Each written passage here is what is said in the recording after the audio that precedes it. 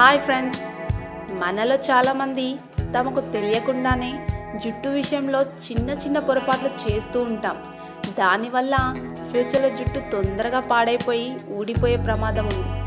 అది తెలియక మనం జుట్టు కోసం ఎన్నో ప్రోడక్ట్స్ మరియు చిట్కాలు ఫాలో అవుతుంటాం. కానీ అసలు జుట్టు ఊడిపోవడానికి కారణాలు తెలుసుకొని దానికి తగిన జాగ్రత్తలు తీసుకుంటే ఇంకా మన ప్రాబ్లం సగం తీరినట్టే కదా. సో ఫ్రెండ్స్, అవేంటో చూద్దామా? మీ జుట్టుకు వాడే బ్రష్ని వారానికి ఒక్కసారైనా సబ్బు మరియు వేడి నీటితో శుభ్రపరచండి. లేదంటే దానిపై ఉన్న దుమ్ము కణాలు, నూనెలు నెత్తి మీద పేరుకుపోయి మీ జుట్టుని నాశనం చేస్తాయి.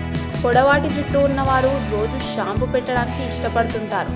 అయితే దీని వలన షాంపూలో ఉండే రసాయనాలు జుట్టులో ఉండే సహజ సిద్ధమైన నూనెలను పీల్చుకొని జుట్టును బాగా పొడిబారేలా చేస్తాయి. అందువల్ల వారానికి 2 లేదా 3 సార్లు మాత్రమే షాంపూ చేసుకోండి. అది జుట్టు మొదళ్లకు వాడితే ఇంకా మంచిది. జుట్టు బాగా శుభ్రంగా కడుక్కోవాలి. లేదంటే షాంపూలోని కెమికల్ మీ జుట్టుపై పేరుకుపోయి జుట్టు ఊడిపోయేలా చేస్తుంది. హెయిర్ స్టైలింగ్ ఉత్పత్తులను ఉపయోగించే ముందు మీ జుట్టుని పొడిగా ఉంచుకోవాలి. లేకపోతే దాంట్లో ఉన్న నీరు ఆ ఉత్పత్తుల్లో కలిసిపోయి దాన్ని పలుచగా చేస్తుంది. దాంతో దాని ఫలితం కనిపించకుండా పోతుంది. మనం సాధారణంగా టర్కీ టవల్ ఉపయోగిస్తుంటాం, కానీ దానికంటే కాటన్ టవల్తో మీ జుట్టును ఆరబెట్టడం చాలా మంచిది. ఎందుకంటే టర్కీ టవల్తో మీ జుట్టును ఆరబెడితే బాగున్నట్టు అనిపిస్తుంది, కానీ అది కరెక్ట్ కాదు అంటున్నారు నిపుణులు.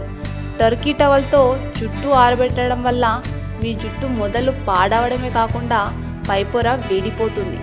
మీరు తలస్నానం చేసే ముందు జుట్టు దువ్వుకొని స్నానం చేస్తే చిక్కులు వీడి జుట్టు పాడవకుండా ఉంటుంది. లేదంటే తడి జుట్టు తొందరగా పాడవడమే కాకుండా జుట్టు రాలిపోతుంది. తడి జుట్టుతోనే కొందరు నిద్రపోతుంటారు. సాధారణంగా తడి జుట్టు బలహీనంగా ఉంటుంది. తడి జుట్టుతో పడుకున్నట్టయితే తొందరగా పాడవడమే కాదు, మీ జుట్టు పగిలేటట్టు కూడా చేస్తుంది. చాలామంది తలస్నానం చేసేటప్పుడు మరీ ఎక్కువ వేడి నీటిని ఉపయోగిస్తుంటారు. అది మీ జుట్టులో ఉండే రంగుని తొలగించి నూనె ఉత్పత్తి చేసే గ్రంథులను పాడు చేస్తుంది.